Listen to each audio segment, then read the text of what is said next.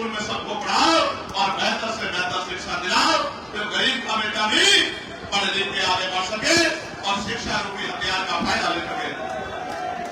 और सरकारी हॉस्पिटल में भी सबको पर्याप्त इलाज मिले, प्राइवेट में देर न करे, टैक्स के नाम पे लूट ना हो, इसकी मांग भी मैं कर चुका हूं। देश में कर्मचारियों की ये मांग है कि पुरानी पेंशन बहाल की जाए। इसके लिए भी मैं कई बार पार्लियामेंट में आवाज उठा चुका हूं, लेकिन निगम में सरकार कर्मचारियों के दुख को नहीं समझती। नगर निगम में संविदा कर्मियों को नियमित किया जाए एवं देश में संविदा समाप्त की जाए। मैं आपको विश्वास दिला कहता हूं, कुचलने का काम किसानों को, मजदूरों को, नौजवानों को, महिलाओं को देश की सत्ता में बैठे लोगों ने किया है। उनको मुख्य धारा में लाके और भौतिक सुधार, मौलिक सुधार, बुनियादी सुधार के घरों तक पहुंचाकर और उनको मान सम्मान का जीवन दिलाना ही मेरी जिंदगी का लक्ष्य है। इसी आजाद समाज पार्टियों के साथियों की मेहनत की वजह से ही आज घर घर तक बाबा साहब अम्बेडकर की बात, मान्यवर काशीराम साहब की बात, मान्यवर दीनदयाल वाल्मीकि साहब की बात, फूले पेरियार साहू जी महाराज की बात, कोतवाल धन सिंह गुर्जर जी की बात पहुंचने का काम हो रहा है। मैं इसके लिए पूरी पार्टी के नेताओं का आभार प्रकट करता हूं। इस मंच पर उपस्थित आजाद समाज पार्टी के राष्ट्रीय नेतागण, प्रदेश के नेतागण, अनुशासन समिति के साथियों, मिशन 78 के साथियों और मेरे सामने उपस्थित नौजवान साथियों, बड़े बुजुर्गों और इधर मेरी बहनें जो बहुत लंबे समय से यहाँ आशीर्वाद देने के लिए पहुंची हैं, मैं आपका बहुत बहुत आभार प्रकट करता हूं इस प्यार और इस आपके विश्वास के लिए जो आपने हम लोगों ने बताया। अपनी बात को शुरू करते हुए मैं सभी धर्मों में जन्मे सभी संतों, गुरुओं और महापुरुषों को नमन करता हूं। नमन महापुरुष और उन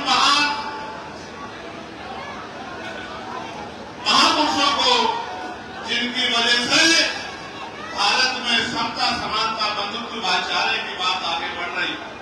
मैं महाभारत तथा गजपुर से लेके संत शिरोमणि सतगुरु रविदास, भगवान वाल्मीकि, गुरु नानक देव, संत कबीर, नारायण गुरु, गुरु घासीदास, संत गाडगे जी महाराज और मां सावित्रीबाई फुले, मां राष्ट्रपिता ज्योतिबा फुले, मां फातिमा शेख, छत्रपति साहू जी महाराज, डॉक्टर बाबा साहब अम्बेडकर, ईवी पेरियार रामानायक स्वामी, पेरियार यादव, बाबू जगदेव प्रसाद कुशवाहा, जननायक कपूरी ठाकुर, महामना रामसु वर्मा, चौधरी महाराज सिंह भारती, सर छोटू राम, मान्यवर दीनदयाल वाल्मीकि और मान्यवर काशीराम साहब को नमन करता।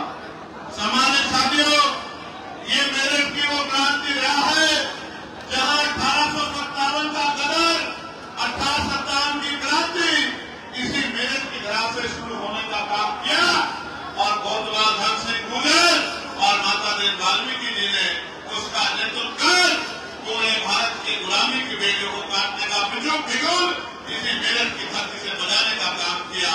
हालांकि उनके इतिहास को छिपाने का काम किया, उनके इतिहास को चुराने का काम किया, उनको जमी दर्ज करने का काम किया, लेकिन जब तक हम जैसे लोग जिंदा हैं अपने महापुरुषों के इतिहास को न दबने देंगे और न ही किसी को चुराने देंगे। महापुरुषों के इतिहास को हर घर पहुंचाने का काम करेंगे।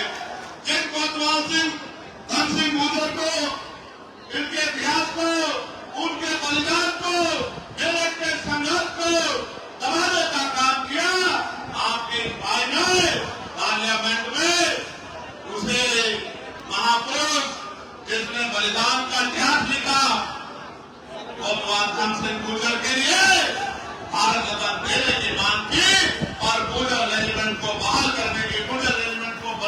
मांग की।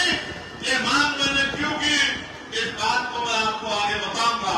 सामान्य साथियों, नौजवानों का जो जन संग्राम का देखना, मैं मानता हूं उनको कोई आंधी तूफान नहीं रोक सकता है, उनको कोई गर्मी नहीं रोक सकती है, उनको कोई सर्दी नहीं रोक सकती है। आज भीम आर्मी के संघर्ष से जो स्वाभिमान की ज्वाला उनके अंदर धड़क रही है, वो दिन दूर नहीं कि ये स्वाभिमान की ज्वाला बड़े बड़े सत्ताधारियों का तख्ता पलट करके रख देगी। वो दिन अब दूर नहीं है। आज का दिन भी मेरे लिए बहुत गौरवान्वित दिन है। आज के दिन जहां एक तरफ सरकार मेरे खून से होली खेल के मेरा एनकाउंटर करना चाहती थी, लेकिन आज ही के दिन 2017 में 21 मई में आप लोगों ने मेरे हाथ मजबूत करके और दिल्ली में बताने का काम किया था।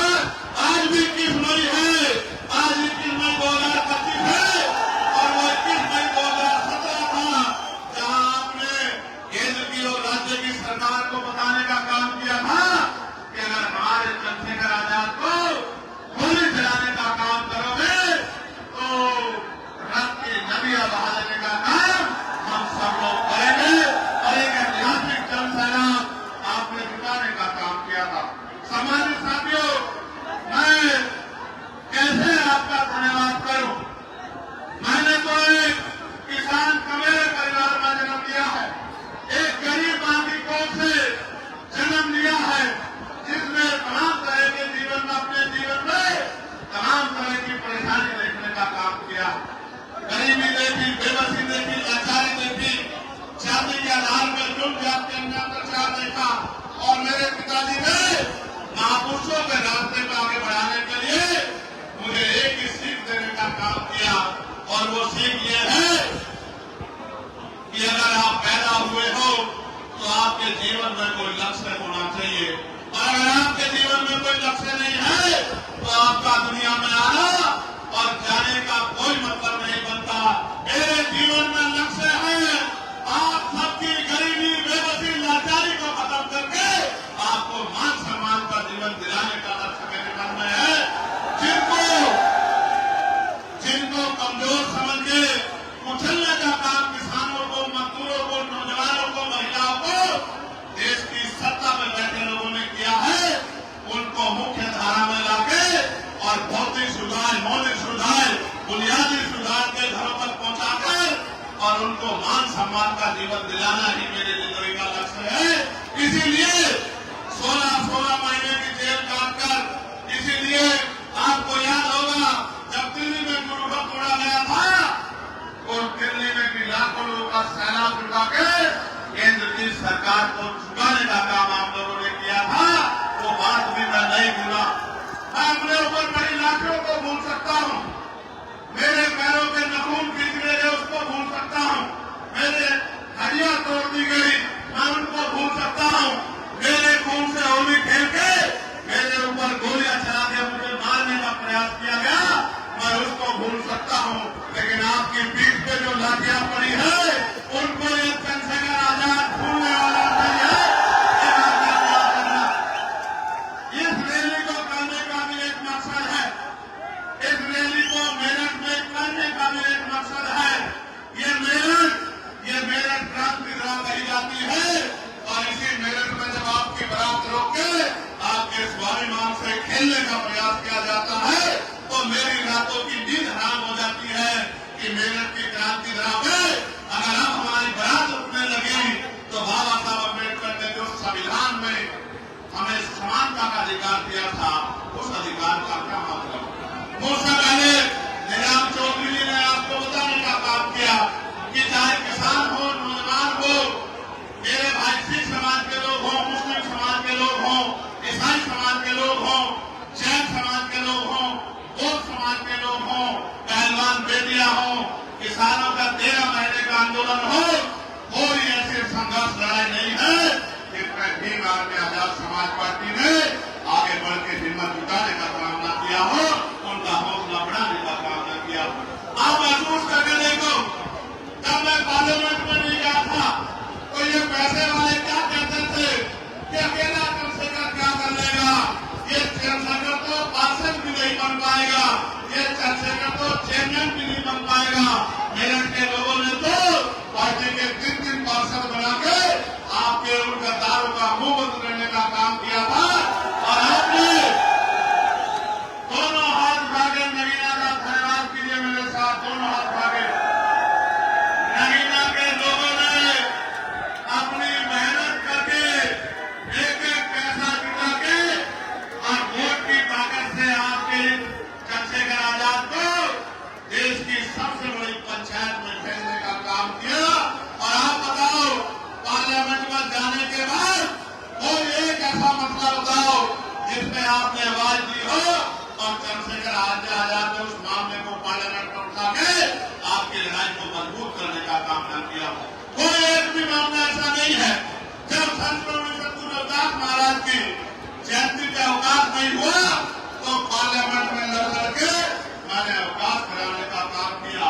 जब बोध गया का मुक्ति आंदोलन चला 75 साल के इतिहास में, और जब से लोकतंत्र लागू हुआ है किसी ने बोध गया मुक्ति की बात नहीं की। भगवान बुद्ध के उस पावन तीर्थ पे जहां भगवान बुद्ध को ज्ञान प्राप्त हुआ है, आपके भाई चंद्रशेखर आजाद ने सरकार की आंखों में आंखें डाल के वो बोध गया को मुक्त कराने के लिए आवाज उठाने का काम किया। भगवान बुद्ध की बात को, उनकी अपने पवित्र तीर्थ को आगे जो है वो बुद्धों के पास आ जाए, इसकी मांग को उठाने का काम किया। समाजी साथियों, आपको याद होगा पार्लियामेंट में मैंने ही डॉक्टर बाबा साहब अम्बेडकर की जयंती को राष्ट्रीय पर्व घोषित किया जाए इसकी मांग उठाई थी। जब मैंने मांग उठाई तो सरकार के लोगों ने घबरा कर बाबा साहब अम्बेडकर की जयंती पे अवकाश घोषित करने का काम किया। आप ये सोचो, अभी तो चंद्रशेखर अकेला वहां है। जिस दिन चंद्रशेखर के साथियों को आपने भेजना शुरू कर दिया, आप ये देखना अभी तो मुद्दे उठ रहे हैं, फिर कलम पकड़ के आपके काम कराने का काम यही नौजवान करेंगे जो आज आपके सामने मंच पर बैठे हैं और आपकी लड़ाई को लड़ने का काम कर रहे हैं। मैं जानता हूं ऐसे वाले लोग हमारे लोगों का मजाक उठाते हैं, मेरे नौजवान नेताओं का, मेरे भाइयों का मजाक उड़ाते हैं। कहते हैं नौजवान लोग क्या करेंगे, जब एक चंद्रशेखर पूरी पार्लियामेंट में अपनी पहचान बना सकता है तो ये एक नौजवान उत्तर प्रदेश का इतिहास बदल के रख सकता है। इस बात को भूलना मत मेरे साथी। नौजवान, आप समझते हो क्या होता है नौजवान? नौजवान कभी गैर जिम्मेदार नहीं होता, उसके कंधों पर जिम्मेदारी होती है अपने परिवार की, अपने क्षेत्र की, अपने प्रदेश की, अपने देश की। उसके सीने में आग होती है, राष्ट्रवाद की आग उसके सीने में होती है। नौजवान याद करो आजादी की जंग, करतार सिंह सराफा साहब जिन्होंने सबसे पहले शहादत दी वो 19 साल के थे। शहीद आजम सरदार भगत सिंह 23 साल के थे, जिन्होंने मातृभूमि की रक्षा के लिए प्राणों का बलिदान कर दिया। आज जिन नौजवान नेताओं का आप अपमान करने का काम करते हो विरोधियों, वो दिन दूर नहीं, इन्हीं नौजवानों में से कोई विधायक होगा, कोई सांसद होगा, कोई जिला पंचायत का सदस्य होगा, कोई जिला पंचायत का अध्यक्ष होगा, कोई चेयरमैन होगा, कोई प्रमुख होगा।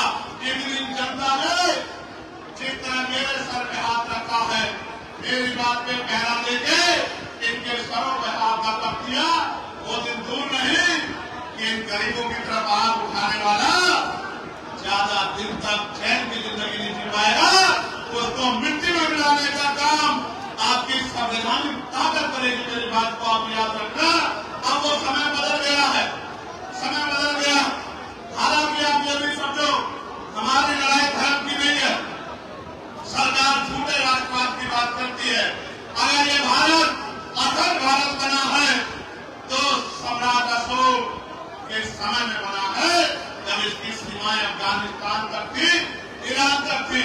अगर ये दोबारा कभी अखंड भारत बना है तो ये डॉक्टर बाबा साहब अम्बेडकर के संविधान की वजह से बना है, जो संविधान आपको और मुझे बराबरी का अधिकार देता।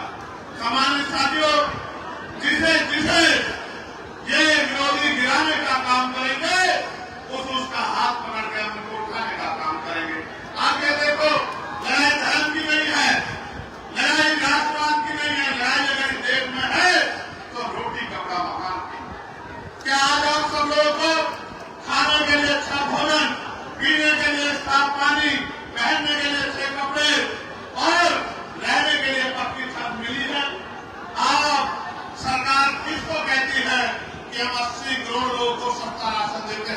ये 80 करोड़ लोग कौन है?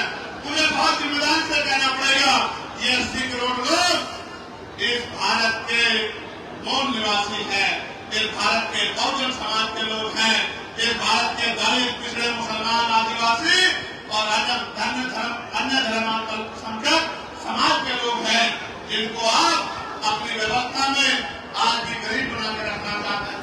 मैं आ रहा था, जगह जगह पर स्वागत हुआ, धूप इतनी शानदार थी, फिर भी नौजवान बैठा हुआ था और लोग मुझसे पूछते हैं कि भाई चंद्रशेखर आजाद, इतनी हिम्मत आपके पास से आती है?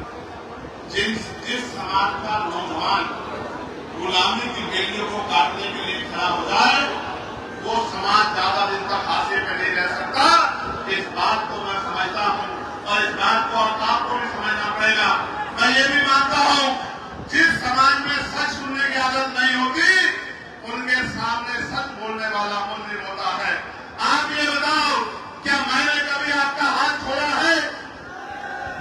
दोनों हाथ उठा के बताओ, अगर मैंने आपका हाथ कभी छोड़ा हो तो अगर मैंने कभी आपका हाथ नहीं छोड़ा, तो क्या अब आपका हाथ मेरे सर में रहेगा नहीं रहेगा? बताओ। मेरी बात को गौर से सुनो। मुस्लिम समाज के भाइयों, जब मुस्लिम समाज में चाहे वक्त का मामला हो या अपनी मस्जिदों, मदरसों, दरगाहों को जमीन करके या बुलडोजर चला के जब मुस्लिम भाइयों को नुकसान पहुंचाने का काम किया हो, इंसानियत की सवाल को दीवार में आजाद समाज पार्टी ने मजबूत करने का काम किया और सरकार से लोहा लेने का काम किया। बहुत सारे लोगों को तो मुसलमान लब कहने में भी तकलीफ होती है, लेकिन दीवार में आजाद समाज पार्टी ने कभी इस तरह का व्यवहार आपके साथ नहीं किया। और आप जिनको वोट देते हो, वो वोट लेने के बाद 5 साल कभी दिखाई भी नहीं देते। जब आप काम कराने जाते हो तो वो कहते हैं हमारे पास ताकत नहीं है। अरे मैं समझता हूँ आप में ताकत नहीं है, उससे भी बड़ी बात यह है कि आप इनको पैरों पर खड़ा ही नहीं करना चाहते। आज प्रदेश की स्थिति क्या है? बाल प्रजापति, कश्यप, सैनी, मौर्य, साके, कुशवाहा, राजभर, केवट, मन्ना, नाथ, पूजन, यादव, तमाम पिछड़े वर्ग के लोग, जाटव समाज के लोग, खानू समाज के लोग, वाल्मीकि समाज के लोग, पासी समाज के लोग, तमाम उनके पढ़े लिखे बच्चे बेरोजगार घूम रहे हैं। कहीं कोई रोजगार नहीं है। कोई भर्ती आती है तो पेपर लीक हो जाता है, कोई भर्ती आगे बढ़ती है तो आरक्षण का घोटाला हो जाता है। 69,000 शिक्षक भर्ती में जो धर्म की बात करते हैं, दलित पिछड़े वर्ग के बच्चों के 20,000 पद लूटने का काम इसी उत्तर प्रदेश की सरकार ने किया और उन पर मुकदमा नामजद करा के उनको मिठाई खिलाने का काम इसी उत्तर प्रदेश की सरकार ने किया।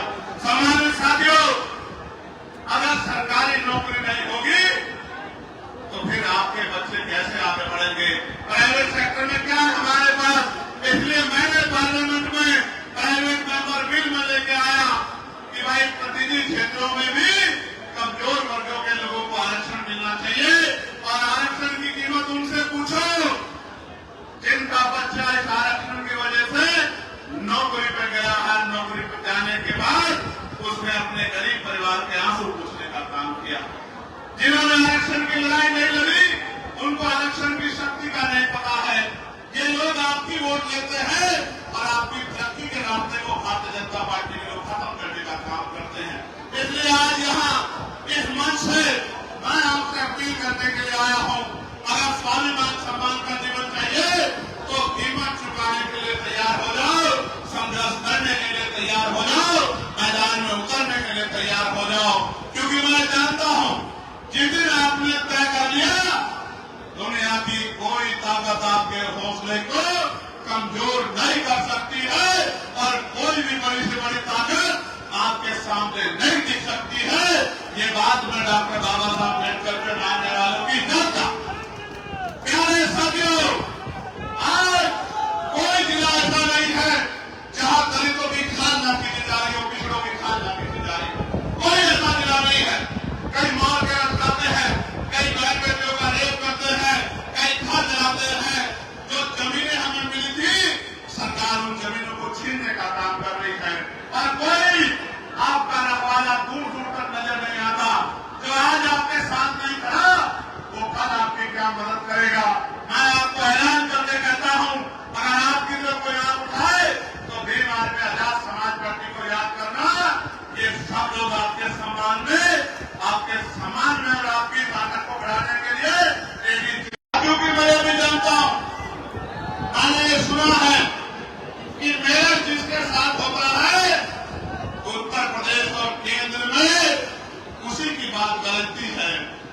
मैंने मेरठ को चुना है सबसे पहले कि मेरठ के लोगों का आशीर्वाद मुझे मिलना चाहिए।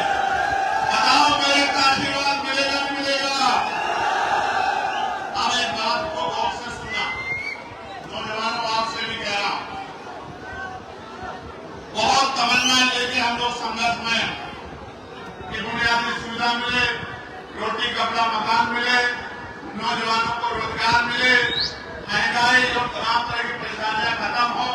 आप महसूस करके देखो, बिजली के दाम से लेके पानी के दाम, सड़क कहाँ बनेगी, स्कूल कहाँ बनेगा, यूनिवर्सिटी कहाँ बनेगी, मेडिकल कॉलेज कहाँ बनेगा, नौकरी किसे मिलेगी, रोजगार किसे मिलेगा, इंडस्ट्रियल एरिया किसे कहाँ लगेगा, ये सब सरकार तय करती है।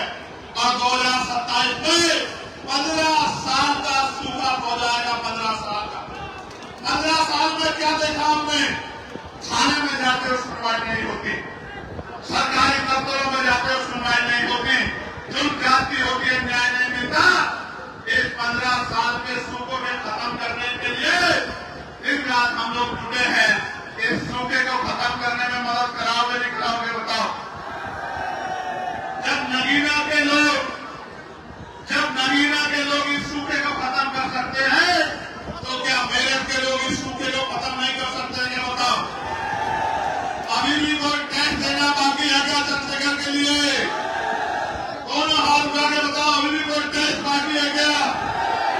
क्या मेरे समर्पण में कोई कमी है? क्या भीम आर्मी आजाद समाज पार्टी के संघर्ष में कोई कमी है? अब तो आपको हाथ आगे बढ़ाना है और गांव गांव में निकल के बूथ कमेटी, सेक्टर कमेटी, भाईचारा कमेटी बना के अपनी ताकत बढ़ानी है। और आने वाले धीरे पंचायत चुनाव में आजाद समाज पार्टी को ताकतवर बनाया। बताओ बनाओगे नहीं बनाओगे? जोर से बताओ बनाओगे नहीं बनाओगे? विरोधियों को मुंह तोड़ जवाब दोगे नहीं दोगे? देखो मान्यवर काशीराम साहब ये कहते थे कि तमन्ना अगर सच्ची हो तो रास्ते हजार होते हैं, तमन्ना अगर झूठी हो तो बहाने हजार होते हैं। भाई दरोगा जी आराम से,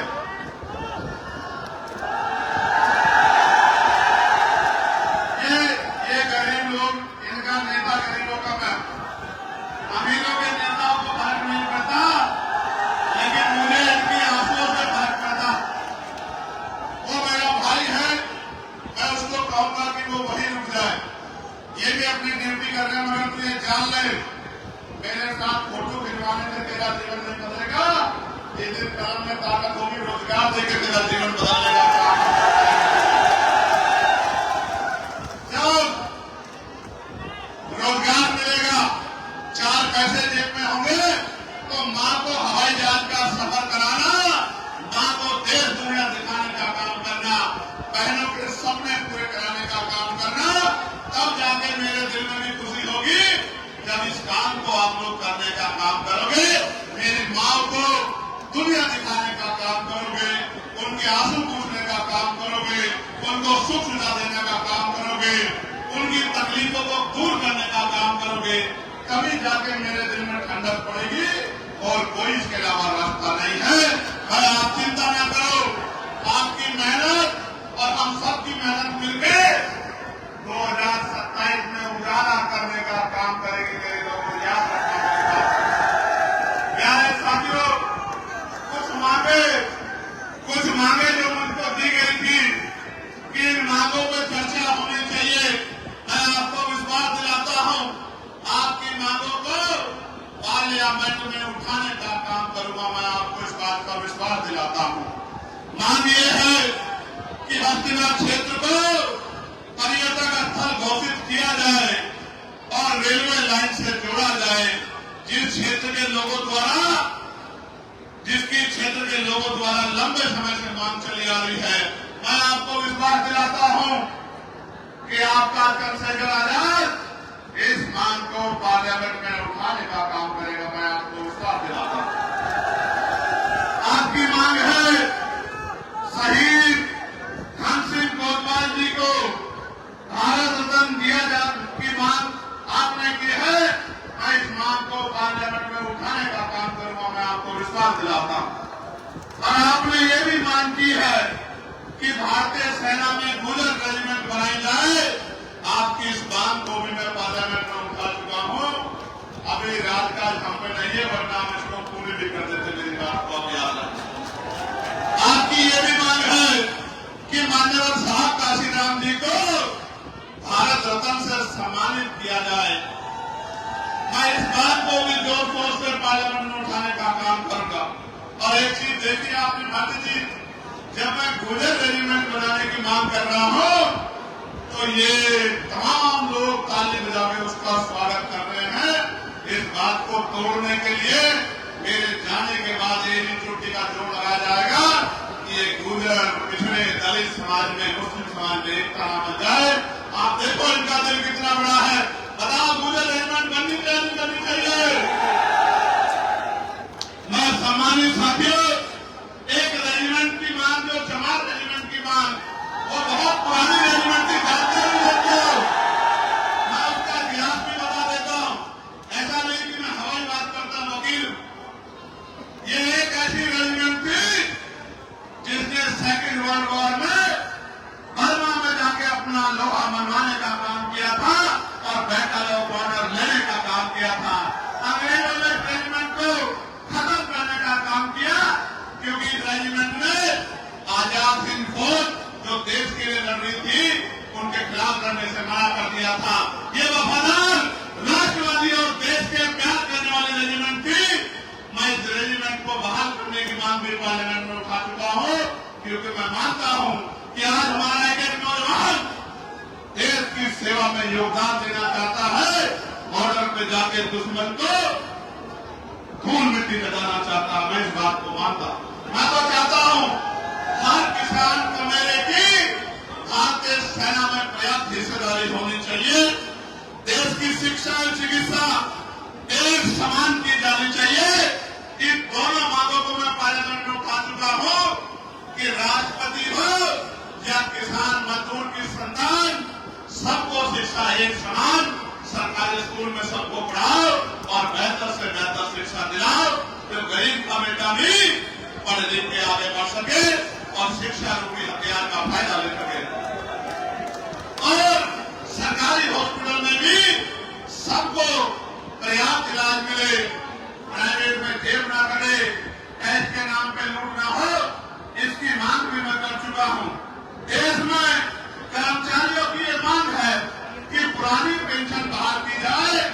इसके लिए भी मैं कई बार पार्लियामेंट में बात उठा चुका हूं, लेकिन निगम में सरकार कर्मचारियों के दुख को नहीं समझती। नगर निगम में संविदा कर्मियों को नियमित किया जाए एवं देश में संविदा समाप्त की जाए।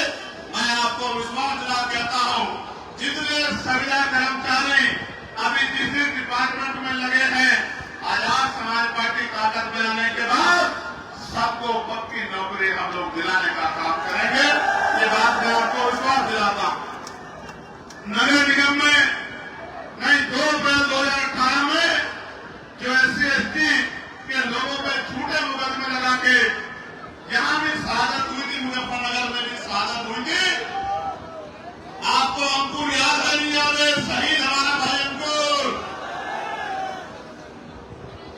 उन झूठे मुकदमों को वापस लिया जाए, इसकी मांग भी मैं पार्लियामेंट में उठा चुका हूं।